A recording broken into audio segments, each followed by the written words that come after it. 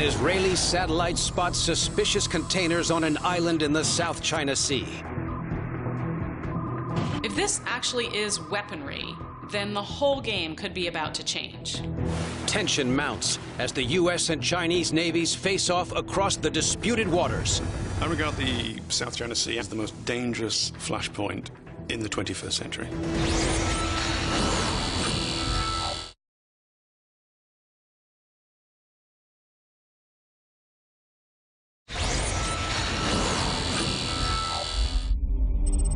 February 14th, 2016. The commercial Eros B satellite passes over Chinese-occupied Woody Island in the troubled waters off the South China Sea. When defense analysts compare the new satellite image of the island with another taken 2 weeks earlier, they spot something disturbing. In this image, the beach is clear. 2 weeks later, the beach is full of equipment. We have to ask ourselves, what is this stuff? What's going on here? Defense experts fear the mystery objects on the beach could be advanced weaponry. The U.S. and China's neighbors are deeply concerned that Woody Island could be the beginning of a Chinese empire in the South China Sea. Think of it as either stepping stones or lily pads. They have the mainland, and they have, amongst many others, Woody Island.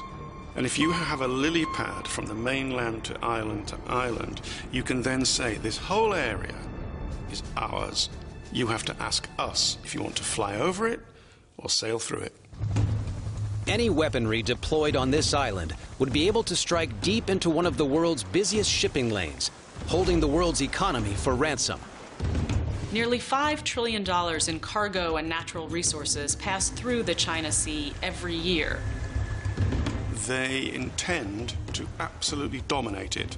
China wants an economic empire, it wants to safeguard it, and part of safeguarding an economic empire is to make sure that you control sea lanes. In September 2015, President Xi of China visits the White House and tells President Obama the Chinese are not militarizing the South China Sea. But analysis of the satellite image tells a different story. I noticed that when we looked at these trucks over here, we see apparent symmetry. There's 2 trucks and then a smaller one. 2 trucks, then a smaller one. This, to me, says, okay, those 3 trucks go together. When I did a search and I looked for imagery, I came up with this image. Look, 2 trucks and 1 in the center. This is a command and control radar type truck, and these trucks are linked by wires. These are the Chinese HQ-9 launchers.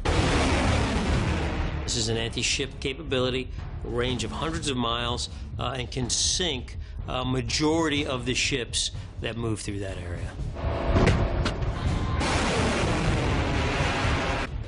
The HQ-9 missile system doesn't only blow ships out of the water, it also shoots aircraft out of the sky.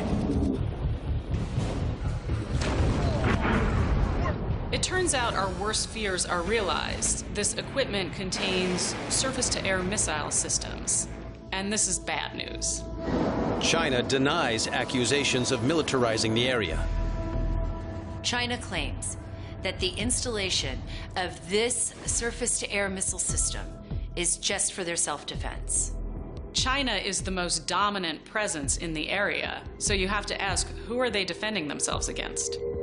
Mark D'Antonio's search notices even more attack-ready military equipment on Woody Island. We can zoom in on this image right here. We find 2 Shenyang jets. The satellite has spotted 2 state-of-the-art Shenyang J-11 fighters. This is a multi-role fighter that gives the Chinese yet another capability, another power projection capability out of Woody Island. We've got a fully operational SAM missile site. Now we've got Chinese fighter jets stationed on Woody Island. This is going the wrong direction. There are worrying signs that the situation in the area is already getting out of control. In response to growing concerns, the U.S. Navy deploys a carrier group to patrol the area. The Americans guarantee the seaways. They guarantee to keep them open for world trade and for their navy. In June 2016, the carrier group receives an uninvited Chinese naval escort.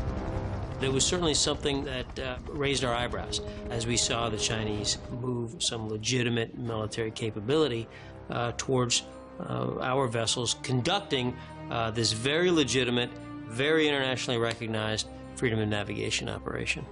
What the Chinese are doing is not saying next time you do that we'll blow you out of the water. They're saying in the long term we will have the ability to do that. If this image does show the beginning of a Chinese empire in the region, it could be disastrous, not just for Southeast Asia, but for the entire world.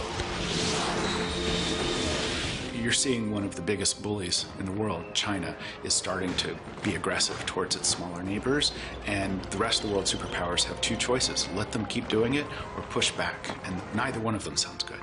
Nobody wants war in that part of the world. But everybody is planning ahead and building for that threat, which of course is a dangerous trajectory.